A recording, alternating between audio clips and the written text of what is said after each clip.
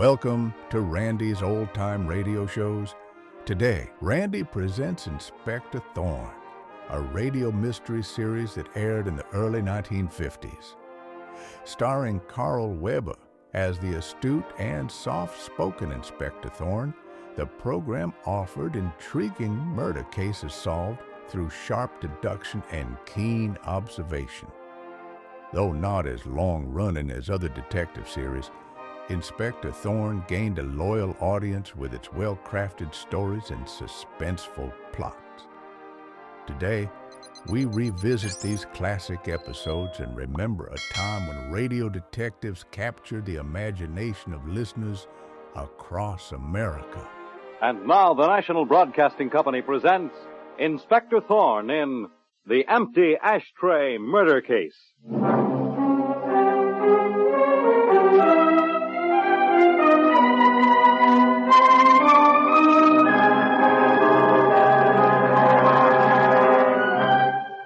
Tonight, the National Broadcasting Company presents the exploits of the spectacular young Inspector Thorne of the Homicide Bureau, whose investigations rank with many of the most celebrated ones in the annals of the crime fiction.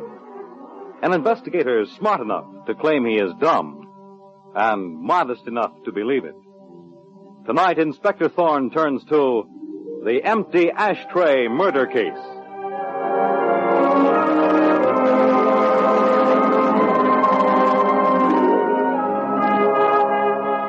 The scene opens in the library of a lavish estate. Hortense Tremont, a fabulously wealthy spinster, is looking through the contents of her wall safe. Then, as the door opens behind her, she turns, and we hear her say the words that foreshadow violence and murder. Oh, it's you. What do you want now? Well, answer me. Why are you looking at me so strangely? Stop! You! Oh, you're choking me! Help! Help!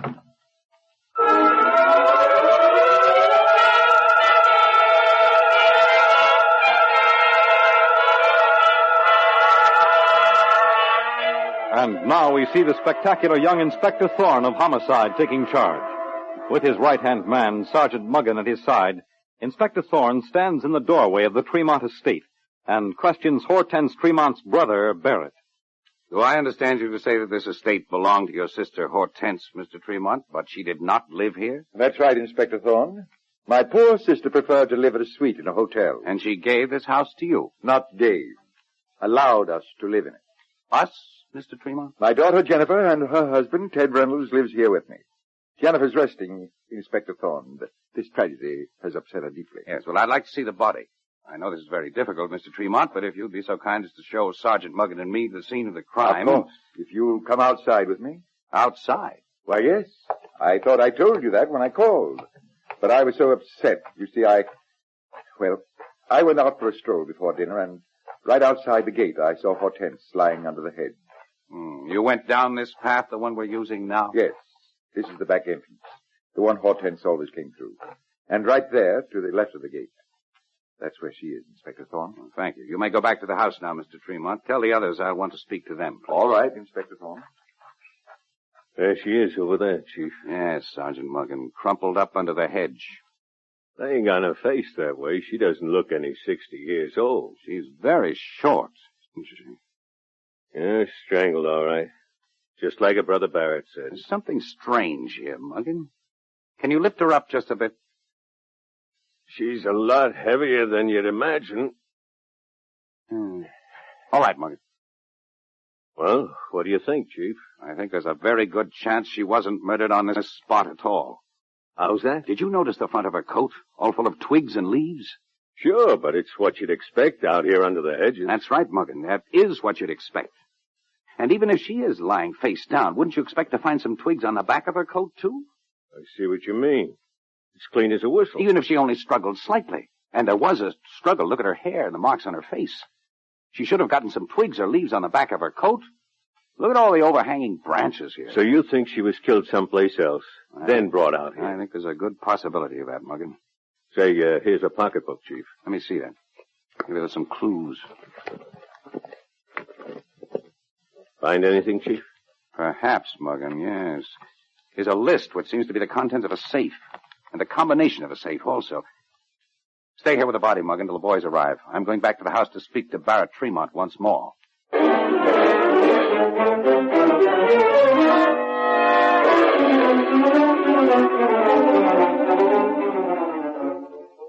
Mr. Tremont, you say you and your sister Hortense were on good terms? That's right. And yet she didn't live in the same house with you.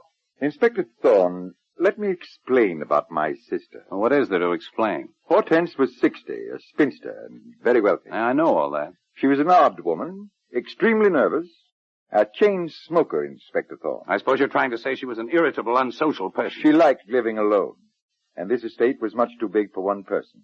That's why she allowed me and my children to use it, while she stayed at a hotel. Oh, Mr. Tremont, if your sister was so unsociable, why did she come to visit you today? It wasn't exactly a visit, Inspector Thorne. You might call it more of a tour of inspection. Oh, and what was she inspecting? Today it was the wall safe in the library. She kept a number of her valuables there. Mostly jewelry? I'm afraid I wouldn't know what was in that safe. My sister wasn't one to confide in people. No, but you're her brother. You got along well, you say? As well as anyone could get along with Hortense. I bore her no ill will, Inspector Thorne. I understood her. Your sister was a very wealthy woman, Mr. Tremont. Where did she make her money? She inherited it from our father. And you? Didn't you inherit any? We inherited equal amounts. But I'm not as careful of my money as my sister was, Inspector Thorne. My share of the inheritance vanished long ago. All of it? I'm afraid so. Well, then how do you keep up this big estate? Do your daughter or her husband have money? Not that kind of money. My son-in-law Ted's a stockbroker, but not one of the really successful ones. Well, in that case, Mr. Tremont, who paid the bills? My sister, Hortense. After all, we are her only relatives. Oh, then you now inherit all her money. My daughter Jennifer and I share it equally. Mr. Tremont, just what time did your sister Hortense arrive for her tour of inspection? It was around 4 o'clock. And she visited with all of you for a while? No. I'm the only one who spoke to her. She came in one of her bad moods, said she wanted to check her wall safe in the library and didn't want to be disturbed. And then? It was almost exactly an hour later that she left. I looked at the clock when she slammed the door. Did you speak to her as she was leaving? No, I was in my room, reading. I heard her slam the door and I looked out. My room faces the back of the house, and so I saw her walking away down the path. You're sure of that, Mr. Tremont? Of course. And when did you find her body? About 15 minutes later. I decided to go out for a walk before changing for dinner. I called you right after I found her, Inspector Thorne. Mm-hmm. Yes, that'd make the time element about right. Your call came into headquarters at 5:22. Naturally. Every word I have told you is the absolute truth. I hope so. For your sake, Mr. Tremont. What was that? Oh, it came from the kitchen. Out this way. Help! Oh, somebody please help. Wendy, what happened? Oh, I was trying to reach the tea canister up there, and I guess I'm too short. Everything fell on me. Oh, I think I hurt my ankle. Let me see. Does that hurt? A little. No bones broken, I'd say. Feels better already. Oh, I guess I was more scared than anything, all those canisters and dishes falling on me. Would one of you reach down the tea canister, please? I'm afraid I'm too short, Wendy. Here it is. Wendy? That's right. Wendy Stevens. Oh, excuse me, Wendy. This is Inspector Thorne of Homicide. Wendy's a friend of my daughter's, Inspector. I'm making this tea for Jennifer. The poor dear is so upset, I thought some tea might help. Just when did you arrive, Wendy? I don't understand what you mean. Wendy's been here all afternoon. I forgot to mention it before we'd been so upset, Inspector Thorne. Oh, then you were here when Hortense Tremont arrived and when she left. Oh, yes, I saw her leave from the living room window. I was in there playing records, and I heard the door slam. I looked out, and there she went, storming off as usual. You knew Hortense Tremont? I used to work for her, Inspector Thorne. Oh. That's how I met Jennifer. And Jennifer and I have remained friends even after I left her aunt's employ. Well, just what sort of work did you do for the murdered woman, Wendy? I was her social secretary. Handled all her mail. Took care of all sorts of odds and ends. Well, how long is it since you left the job, Wendy? 6 weeks. I know it isn't nice to speak ill of the dead, Inspector Thorne, but she wasn't a very pleasant person to work for. Oh, what happened between you two? She was always complaining, blaming me for things I couldn't possibly have done. I took it for 3 months, and then I left. My sister was a difficult woman, Inspector Thorne, as I told you. Where are you working now, Wendy? Nowhere yet. I want to be sure my next job's a good one. Inspector Thorne, I left the homicide boys with the body. Good, Sergeant Muggen. Oh, I'd better make that tea for Jennifer. She and Ted will begin to wonder what happened to me. Is Ted Reynolds upstairs with his wife? Yes. She's very upset, Inspector Thorne. When you bring the tea upstairs, would you tell Ted Reynolds I'd like to see him in the library? Yes, Inspector. Mr. Tremont, would you direct us to the library, please? I think Sergeant Muggen and I had better examine it. It's this way, Inspector Thorne. Down this hall and right round that corner. Thank you, Mr. Tremont. Sergeant Muggen and I will be able to locate it, I'm sure. You realize, of course, you're not to leave the ground. I understand. And I'm most happy to cooperate. They're always so happy to cooperate, they say. This must be the library. Try the door, Muggen. This is it, Chief. Plenty of books around. Yes, in a wall safe behind this picture. Say, that list you found in the murdered woman's pocketbook. Do you think it's the combination to this safe? We'll know in a minute, Muggen. 54 right. 21 left. 17. That does it. Brother, look at all that jewelry. Here's the list, Muggen. See if everything's still in the safe. Okay, Chief. You know, this is a very clean room. Doesn't look as if anyone was here lately at all. No cigarette butts or even ashes in the ashtrays. The carpet's smooth as can be. Inspector Thorne. Yes, what is it, Muggen? This list doesn't check. There's a pin, 2 pairs of earrings, and a necklace on the list that aren't anywhere in the safe. Had the boys make a thorough search of the house, Muggen. I'll tell them right now. Wait a minute, Muggen. I think I found something. You mean that spot on the carpet, the burn spot? Right at the burn spot, I found these. Hidden in the nap of the carpet. Little pieces of cigarette tobacco. Fresh tobacco, Muggen. Someone vacuumed this carpet very recently, but missed up on these few small pieces of cigarette tobacco. And you think someone's trying to hide evidence? I think the murder was committed right on this spot, Muggen. Here? Yes. I think it was committed a few minutes after Hortense Tremont entered this house. Yeah, but she stayed here an hour. That's not what the evidence says. Hortense Tremont's brother Barrett told me that she was a chain smoker. And the ashtrays are empty. She couldn't have been here an hour. It's more likely she was here a few minutes, smoking her first cigarette when the murderer came in. That's the cigarette that made the burn. She dropped it when she was fighting with him or her. That's right, Muggen. And then her murderer carefully removed the cigarette and the scuff marks from the carpet to make us think Hortense Tremont was killed outside. I'll get it, Chief. Yeah, are you Inspector Thorne? I'm Ted Reynolds. I'm Sergeant Muggen. There's Inspector Thorne right there. Come in, please, Mr. Reynolds. I'll go put the boys on that job, Chief. Thank you, Sergeant Muggen. Wendy Stevens said you wanted to see me. Yes, Mr. Reynolds, I understand your wife, Jennifer, inherits half of her aunt's fortune. That's right, Inspector Thorne. But if you're trying to suggest that Jennifer would ever harm her aunt or anyone, you couldn't be more mistaken. I haven't suggested anything, Mr. Reynolds. Well, it was pretty obvious what you were getting at. You also share in your wife's good fortune, of course. That's right.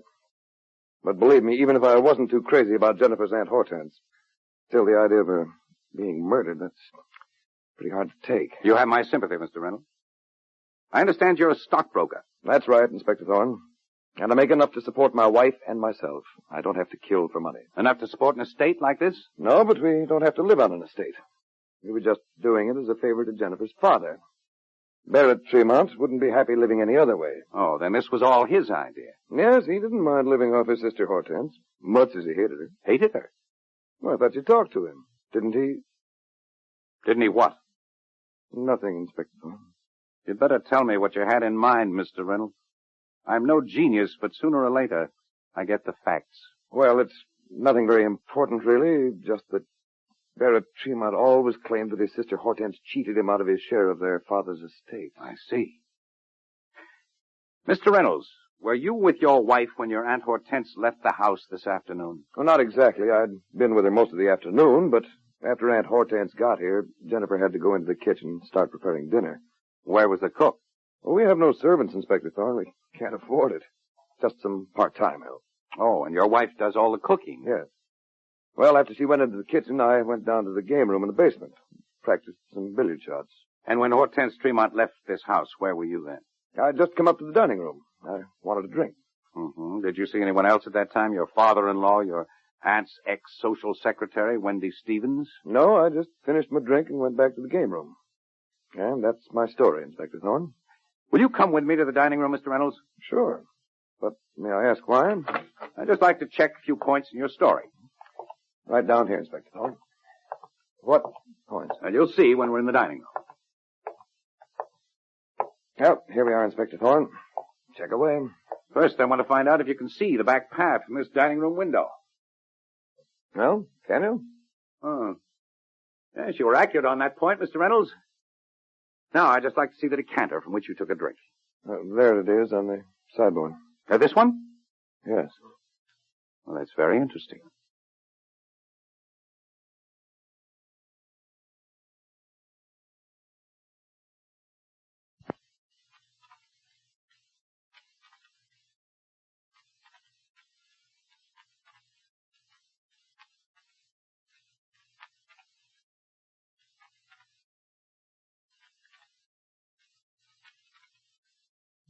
You say you took a drink from this?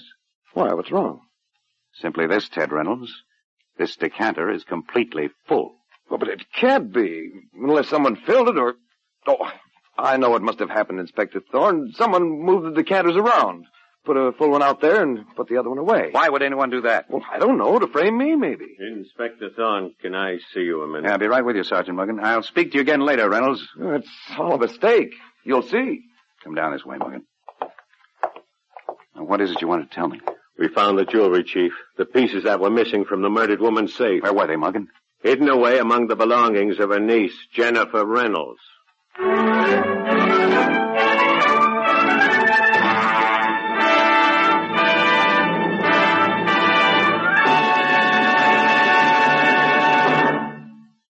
Inspector Thorne in the empty ashtray murder case will return in just a moment. But first, it's the Silver Jubilee on NBC. I'd like to take a moment to give you a brief advance schedule of the great shows that you'll soon be hearing on NBC during this fall season. First, on September 30th, the big news is about The Big Show.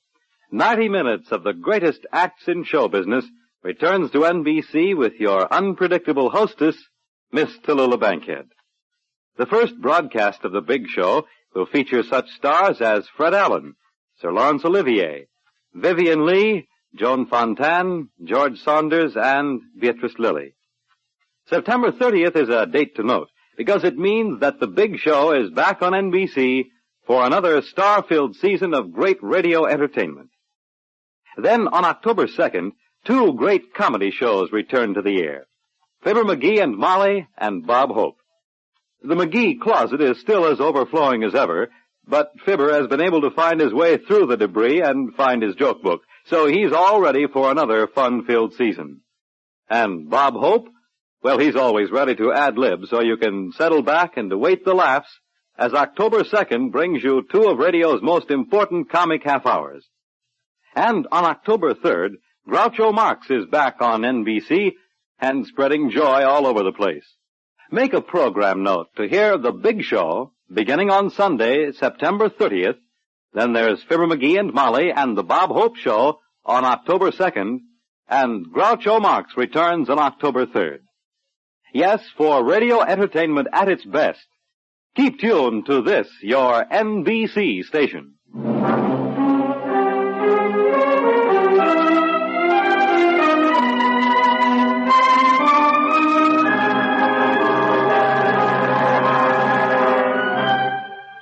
Now, back to Inspector Thorne and the empty ashtray murder case.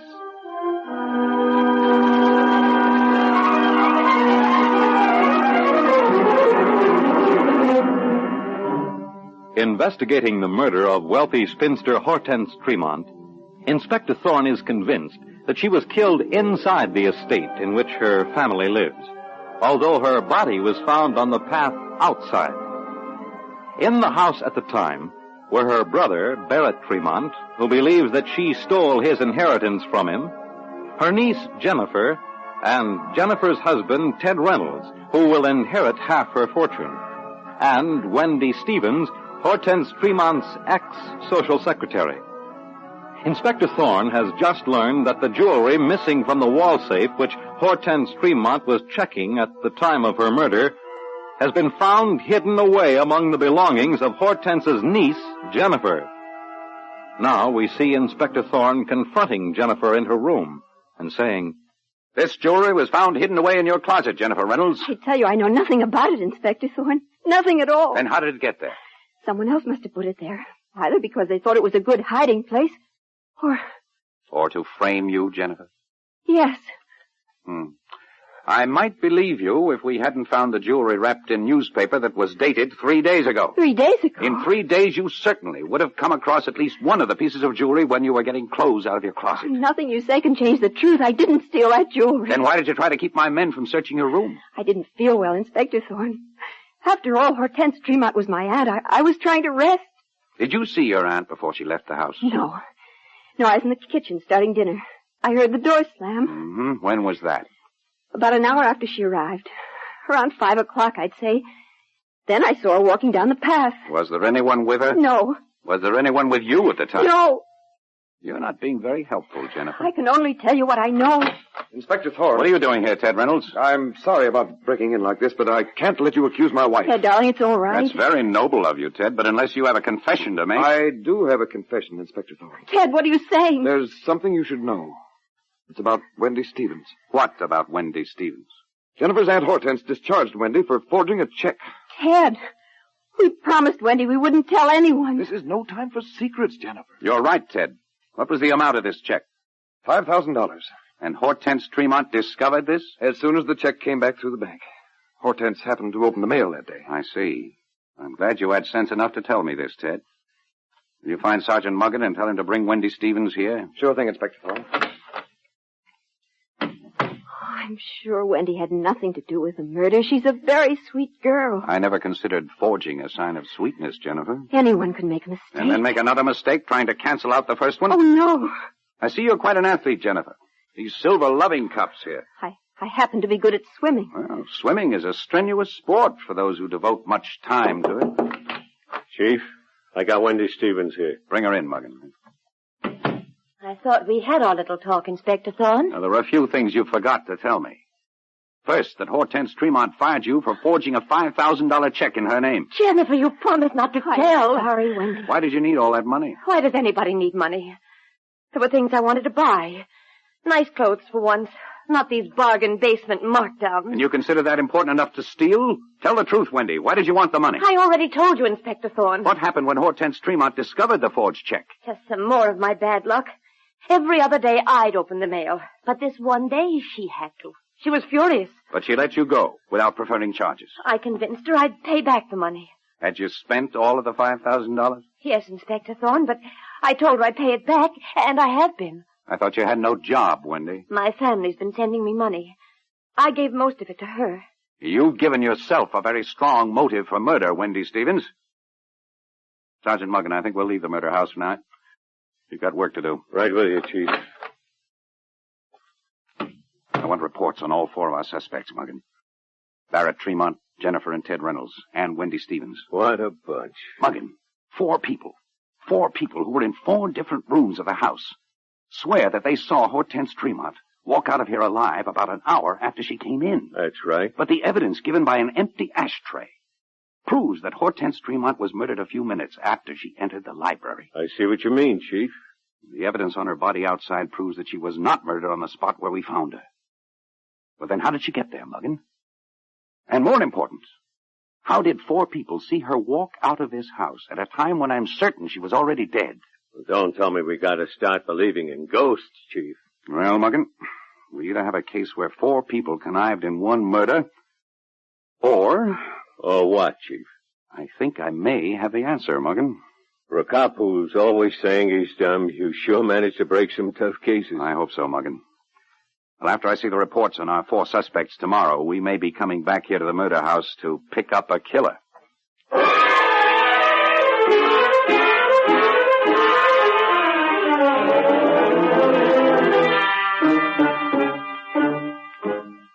And as soon as Inspector Thorne and Sergeant Muggen leave the murder house, we see Barrett Tremont walk into his daughter Jennifer's bedroom, and we hear him say to her, "It's all right, Jennifer. I wanted you to know you can trust me. Dad, what do you mean? You don't have to pretend with me, my dear. I found the safe open after Hortense left. I'm the one who closed it. Are you accusing me? I told you it's all right. No. No, it isn't all right. Someone is trying to frame me for Aunt Hortense's murder.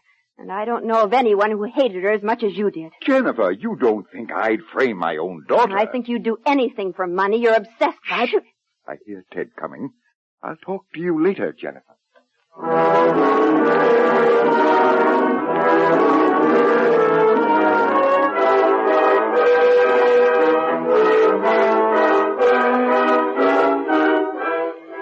Now it is 10 o'clock the next morning, and we see Inspector Thorne entering the murder house, the estate of the victim, wealthy spinster Hortense Tremont.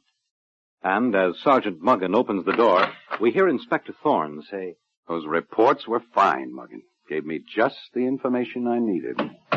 They're all in the library, Chief. All 4 of them. The brother, Barrett Tremont, the niece, Jennifer, her husband, Ted Reynolds, and the ex-social secretary and forger, Wendy Stevens. Well, I see you're all here. We had little choice in the matter, Inspector Thorne. Your sister Hortense had no choice at all when it came to being murdered. Just what kind of a police force do we have, Inspector Thorne? I thought by this time you'd know the murderer. I do. What? What you do? All 4 of you had motives. Don't bother denying it. It's too late for that. Are you trying to say that all 4 of us killed her? Well, that did enter my mind, yes. Because all 4 of you swore you had seen Hortense Tremont leave this house at a time when I knew she was already dead. Yes. Hortense Tremont was killed in this house, in this library, shortly after she entered it. And then she was carried out of the house to the spot where her body was found. Well, that lets me out. Hortense was much too heavy for me to carry. Me too. Yes, you're both right on that, Barrett Tremont and Wendy Stevens. Neither of you could have carried the murdered woman's body. Does that mean you suspect me or my husband, Ted, Inspector Thorne? You're an athlete, Jennifer. You'd have the strength to carry your aunt, and obviously your husband, Ted, could have managed it with no difficulty. You can't prove anything, Inspector Thorne. I haven't finished, Ted. Since Hortense Tremont was dead, at the time all 4 of you say you saw her leave the house, that means that someone did walk out of the house at that time wearing the murdered woman's hat and coat. That's ridiculous. We would have known. None of you saw her face, just her back from a distance. Hortense Tremont was a short woman. And that means that either you, Wendy Stevens, or her brother Barrett were wearing that coat and hat. Me? Why, that's absurd. Men have impersonated women before this, Mr. Tremont.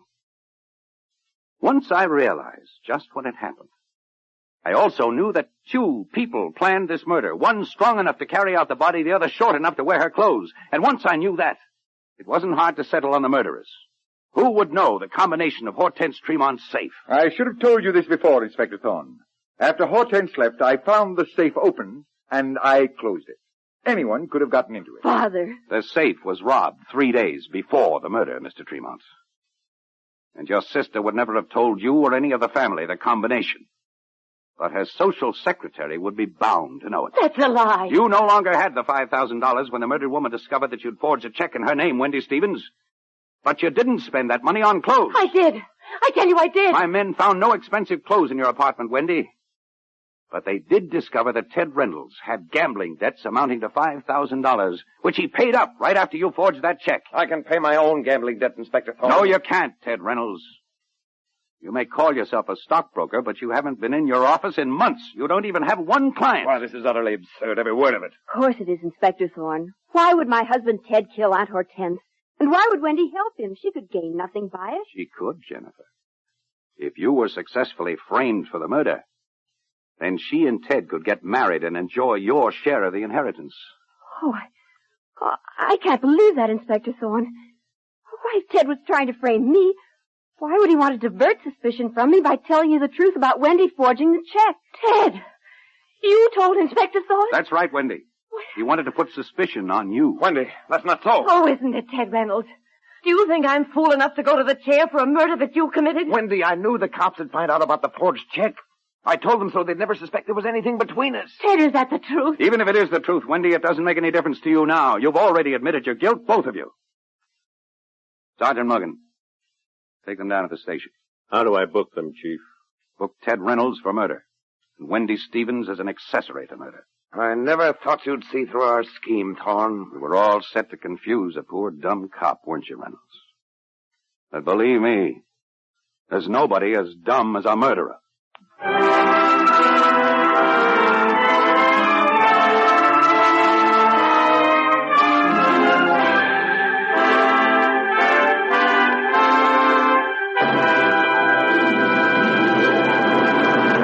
And so ends the empty ashtray murder case. The part of Inspector Thorne is played by Stotts Cotsworth. Direction by Edward Slattery. The script was written by Geraldine Merkin, based on the original story by Frank and Ann Hummert. This is Fred Collins inviting you to tune in again next Thursday at this same time when the National Broadcasting Company will present Inspector Thorne in the Society Writer Murder Case.